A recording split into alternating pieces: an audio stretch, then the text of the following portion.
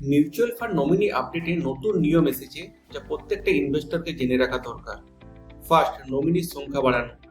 আগে একটা ফোলিওতে সর্বোচ্চ 3 জনকে নমিনি রাখা যেত।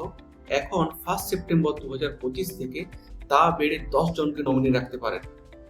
সেকেন্ড, নমিনি ফর্মে নতুন ডিটেলস অ্যাড বাধ্যতামূলক। নমিনি দিতে গেলে এখন থেকে লাগবে নাম, সম্পর্ক মানে বাবা মা ভাই কি হচ্ছে সম্পর্কে, mobile number, email ID, address ও আইডেন্টি প্রুফ। প্রত্যেক নমিনির পার্সেন্টেজ শেয়ার দেওয়া কিন্তু বাধ্যতামূলক।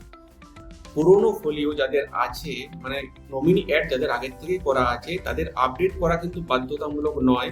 তো আপনি চাইলে কিন্তু নমিনি অ্যাড এডিট বা আপডেট করিয়ে নিতে পারেন। Fourth, OPT out option. যদি কেউ নমিনি দিতে না চায় তাহলে ওপিটি আউট ফর্ম জমা দিয়ে জানাতে হবে।